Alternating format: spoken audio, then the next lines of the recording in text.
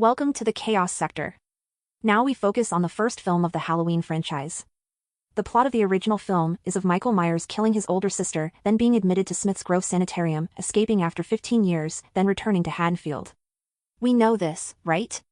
But there are a few aspects of this plot that proved Myers' focus on Laurie Strode was not by chance.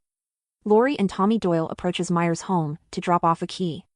Myers appears, spotting Laurie and Tommy. Soon after, Myers appears to follow Laurie specifically, though no motive had been established for him to directly focus on her.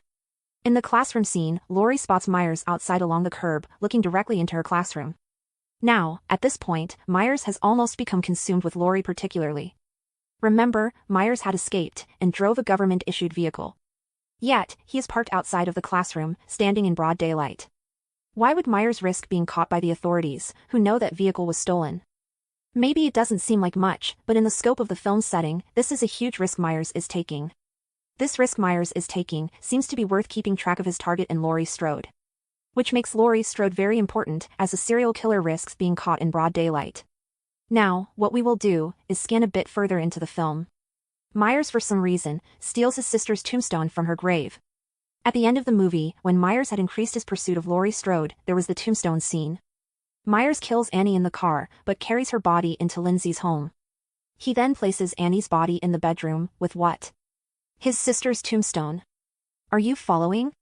Now, if Annie is just some random teenage girl who was friends with another non-related teenage girl in Laurie Strode, why would Myers establish that setting in the bedroom?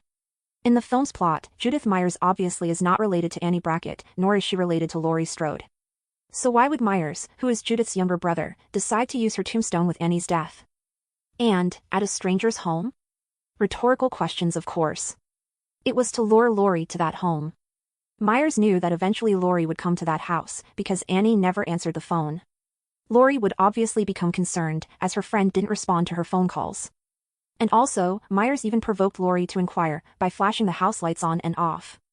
Her death was set up in this manner, in anticipation of Laurie eventually seeing it. Myers knew Laurie was babysitting across the street at Tommy's home, and her friend Annie was babysitting at Lindsay's home. He had to first kill the friend, to lure Laurie to that ritual staging. Understanding this, Myers did not expect Linda and Bobby to be there. It was a slight adjustment in Myers' preparation for his ritual killing of Laurie. This is why Annie's death scene was more suspenseful than Linda and Bobby's. He did a great job setting the mood, only to have party crashers ruin the surprise. How do I know this? I'm a real fan, that's why. Myers knew that Laurie would find Annie in that bedroom with his sister's tombstone. What message, or better yet, what purpose would that setting have in anticipation of Laurie seeing it, without it being a sign that Myers himself had already known Laurie was his younger sister? Using Judith Myers' tombstone, in a home that is not his, nor is Annie relevant to his sister, has to have some relevance to the individual who will eventually see that ritual staging. And that individual was Laurie Strode. Myers already knew Laurie was his sister, that was the purpose of him escaping, that was the purpose of him tracking Laurie Strode, who he knew as Cynthia Myers. In the storyline, Cynthia is presented as Laurie Strode, after having her name changed. Laurie was only 2 years old when Myers killed Judith. But, since she existed, Myers, while institutionalized, knew he had a younger sister out there. Although the deaths in the original film were mainly Laurie's peers, this was the path Myers had to go through to get to her. It was symbolic, he had anticipated that night while institutionalized. So he patiently closed the distance, leaving only Laurie, the children she babysat, and Loomis giving chase. And this is why he didn't kill Laurie when she saw him in her yard. Now all of this is a part of the original film, without it being directly established in the storyline. It's a retrospective theory, where you learn more about a film series by progressing a storyline to establish a plot, then retrospectively learning more about the plot by examining the original film. In other words, since Halloween's original storyline is about Myers stalking his younger sister, throughout the films produced, you can watch the original film and understand Myers' behavior in the series. Myers actually showed a bit of mercy with Laurie, because to be honest, she could never truly escape him. We see this in Halloween 2, where he allowed her to, quote, escape in the elevator scene.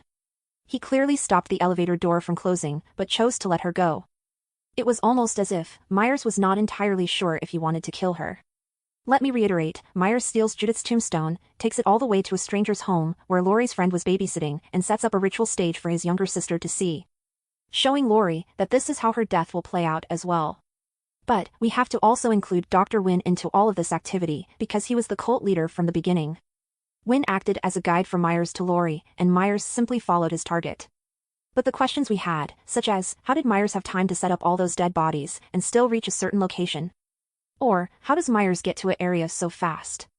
Because, believe it or not, Wynn was also involved. Meaning, it is not Myers in certain scenes, and we are not talking about a stuntman. When the night falls, Wynn becomes, quote, Grandmaster. His identity changes, he is no longer pretending to be a doctor during the daytime. A perfect example of this is when Lori arrives back at Tommy's home, where the phone has been cut and the window was opened. Or how the back door to the kitchen was jammed by a garden rake. Myers simply didn't have the time to kill Annie, take her body back into the house, then kill Linda and Bobby, and perform all these tasks within that same time frame. Wynn perhaps set up the tombstone ritual staging, while Myers was focused on killing Annie. And so on. So, it's all revealed now. Myers knew Laurie Strode was his younger sister in the original film, yet it was subliminally presented throughout the storyline. In retrospect, his focus on her was due to this very fact. It wasn't a coincidence, Myers had escaped to kill his younger sister in Cynthia Myers. And, Wynn also knew, because he had followed the Myers family since Michael was a child. Alrighty, now it's time to get into the truth behind the collapse of the franchise. Check the temperature, because it is about to get really hot.